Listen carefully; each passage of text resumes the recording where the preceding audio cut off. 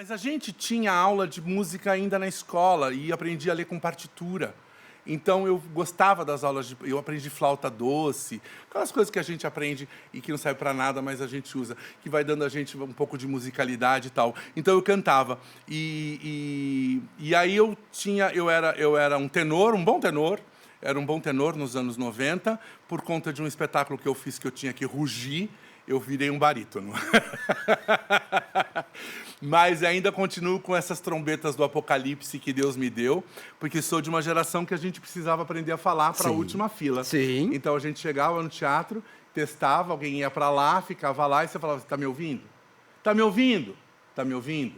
Está me ouvindo? Sim. Está me ouvindo? Está me ouvindo? Você está me ouvindo? Vocês continuam me ouvindo, porque eu estou fazendo de conta que eu falo baixo, eu não estou falando baixo. Estou só fazendo de conta que eu falo baixo. Ele está preocupadíssimo que o microfone não pegue a minha voz. Pega!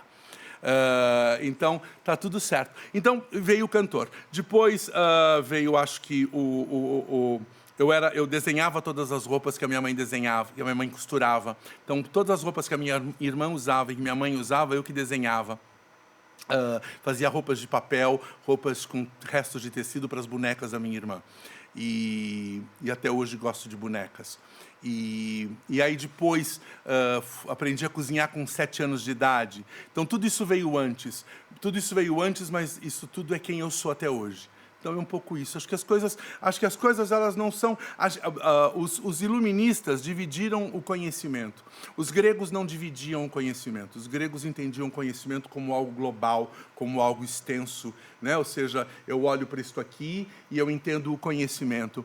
Aí a Idade Média, a Igreja Católica, se encarregou de separar o homem do conhecimento, da filosofia, do pensamento. E aí, depois de mais de sei lá, 700, 800 anos de Idade Média, ou talvez 1100, 1200, dependendo do país em que a gente fala, precisou-se voltar ao conhecimento, como os gregos queriam. Só que ninguém mais entendia aquele conhecimento global que os gregos pretendiam. Então, os iluministas, ali pelo século XVII e tal, sei lá quando, mais ou menos, 16, 17, 18, picotaram o conhecimento. Picotaram o conhecimento, e aí você foi ter aula de matemática, que não era álgebra, que não era geometria. Mas tudo está junto, mas eles separaram. Aí você ia ter aula de, latim, separado do grego, separado, né? Hoje ninguém mais estuda radicais gregos, nem sufixos, nem prefixos. São fundamentais para que a gente entenda.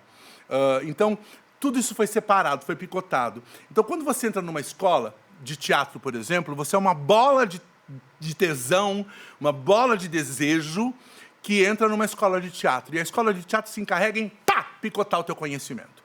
Então você tem aula de jazz, aula de balé, aula de sapateado, aula de afro, aula de street dance. Tudo é dança, tudo é corpo.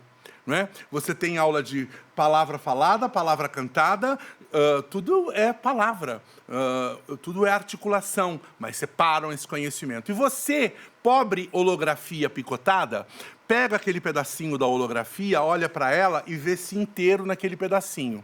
E todos os picotes estão aqui, porque uma holografia contém um pedacinho dela em si. Eu não inventei isso. Quem inventou isso foi um livro chamado O Mundo de Sofia, que eu largamente recomendo. Esse pensamento de que o nosso conhecimento é como se fosse uma holografia picotada. Então, a gente se encarrega em juntar. Então, você fica dentro de uma escola de teatro, convivendo com todo aquele conhecimento picotado, tentando juntar aquele conhecimento no seu cérebro. Algumas pessoas conseguem fazer isso sem precisar de uma escola. Outras pessoas precisam de uma escola que pense isso para elas. Nem todas as escolas pensam isso para elas.